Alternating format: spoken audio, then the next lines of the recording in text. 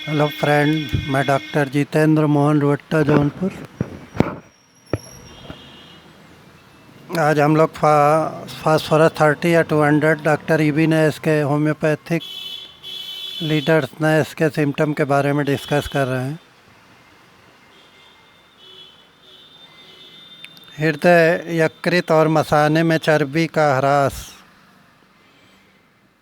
तथा इसके साथ ही रक्तहीनता की शिकायत होने पर फास्फोरस से भी काफ़ी लाभ होता है। बालकों की दुर्बलता और क्षीणता भी यह एक श्रेष्ठ औषधि मानी जाती। रोगी की अस्थियों पर भी फास्फोरस का अस्थि क्षय के रूप में बोन टीबी के रूप में आक्रमण होता है। मुख के निचले जबड़े में यह विकार या लक्षण विशेष रूप से उभरता है। कशेरुका इत्यादि अन्य अस्थियां भी इससे प्रभावित हो जाती। मैंने एक रोगी की जंघा की हड्डी का एक बहुत पुराना घाव इसी औषधि द्वारा ठीक किया था। स्वेलिंग अपर लिड में कालीकार्प 200, लोअर लिड में एपिस 30, पूरे चेहरे पे सूजन में फास्फोरस 30 या 200 देने से बहुत ज़्यादा लाभ होता है। केवल इतना जानना पर्याप्त नहीं होता कि औषधि की किसी एक अंगों के समूह पर आम क्रिया क्या होता है। उसे यह जानने का प्रयत्न करना चाहिए कि औषधि किसी ऊतक पर अन्य औषधि की तुलना में किस प्रकार भिन्न प्रभाव डालती।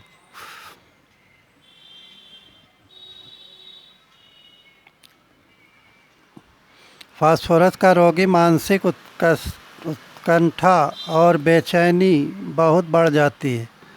जब एकोनाइट 30 या 200 और आर्सेनिक 200 इत्यादि दवाओं में यह लक्षण दूसरी अवस्था में दिखाई पड़ते हैं। माइंड या ब्रेन सिम्टम, मस्तिष्क और स्नायुमंडल की उत्तेजना से भी इसका संबंध रहता है। यदि यह उत्तेजना दबा न दी गई हो तो शरीर यंत्र में विकार पैदा हो सकता है तथा इसके बाद भी उतने ही विभिन्न लक्षण प्रकट होते हैं।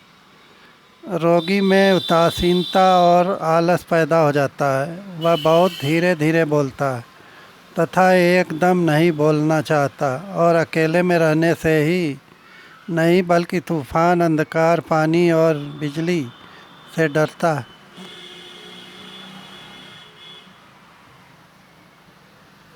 फास्फोरस टाइफाइड ज्वर, विशेष रूप से फेफड़े के विकार युक्त टाइफाइड ज्वर में बहुत लाभ करता है। इसमें लैक्सिस 200 की तरह की सुस्ती और धीमे प्रलाप का लक्षण दिखाई दे पड़ता है, लेकिन लैक्सिस में नींद के बाद बीमारी बढ़ जाती। फास्फोरस के रोगी को यदि नींद आ जाए तो यह एक शुभ लक्षण माना जाता है। मस्तिष्क व स्नायु माइंड सिम्टम में मंडल की बीमारियों की लगभग अंतिम अवस्था में रोगी में किसी भी कार्य की महत्वाकांक्षा नहीं रह जाती। वह शारीरिक या मानसिक परिश्रम नहीं कर पाता तथा पहले की भांति स्पष्ट रूप से न तो सोच सकता है और न ही अध्ययन आदि कर सकता है। उसमें नवीन विचार या तो आते ही नहीं और अगर आते भी हैं तो धीरे धीरे। वह कामुक होकर हायोसामस के रोगी की भांति बेशर्म होकर नग्न हो जाता है। चक्कर या वर्टिगो, भिन्न भिन्न प्रकार के इतने अधिक मानसिक लक्षण किसी और दवा में दृष्टिगोचर नहीं होते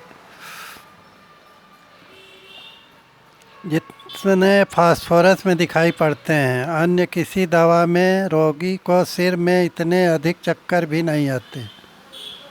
वृद्ध व्यक्तियों को यदि सिर में चक्कर आने की शिकायत हो तो इस दवा का प्रयोग अवश्य ही करना चाहिए। कोनियम मैकुलेटम 30 या 200 चक्कर में, कैकुलस इंडिका 30 या 200, ब्राइनिया 200, रस्टाक्स 200, चाइना 30 या 200, चाइना आर्स 30 या 200 देने से बहुत ज़्यादा लाभ होता है।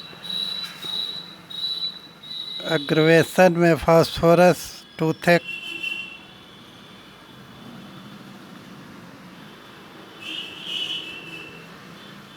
डार्कनेस, वाटर लॉज, टाइफाइड में lachesis 200 after sleep, chest pain में फास्फोरस 30 या 200 देने से लाभ होता है। वृद्ध व्यक्तियों को यदि सिर में चक्कर आने की शिकायत हो तो यह दवा प्रयोग अवश्य ही करना चाहिए। माथे में पुराना रक्त संचय भी इस रोग का महत्वपूर्ण लक्षण माना जाता है। रोगी के मस्तिष्क में जलन का भाव बहुत स्पष्ट रहता है।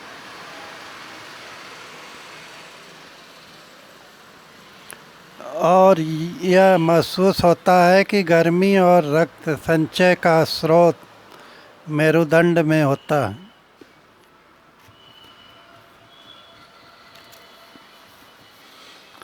इस दवा में पीठ के ऊपर से गर्मी दौड़ने का लक्षण भी अन्य दवाओं की तुलना में अधिक मुखर है। रोगी में बहरापन भी आ जाता है तथा यह मनुष्य की आवाज़ नहीं सुन पाता। वृद्धों में यह लक्षण अधिकतर दिखाई दे पड़ता है। नाक की बीमारियों में जैसे पुरानी सर्दी में नाक साफ करने के समय नाक से थोड़ा थोड़ा रक्त गिरता है तथा रुमाल में भी खून लग जाता है। इस लक्षण में मैंने बहुत बार इस दवा का प्रयोग किया है। तंतुओं के बारे में लिखते हुए मैंने बताया कि फास्फोरस 30 या 200 के रोगी का चेहरा पीला रहता है। उसकी आँखों के चारों ओर सूजन रहती है, लेकिन निमोनिया में जिस ओर के फेफड़े में प्रदाह रहता है उसी ओर के गाल में एक गोलाकार जगह में लाली भी रहती है।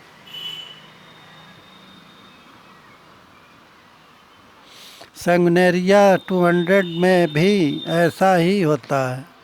कुछ विवर, मुख विवर और जीभ पर फास्फोरस का कोई लक्षण नज़र नहीं आता है, परंतु कंठ में इसका एक विशेष लक्षण पाया जाता है।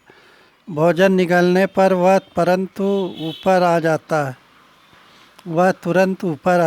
है, जैसे वह कभी पेट तक पहुंच ही नहीं सकता। ऐसा माना जाता है कि गलनली के अपेक्षित विवरण की वजह से ही यह विकार उत्पन्न होता है। धन्यवाद दोस्तों, नमस्कार।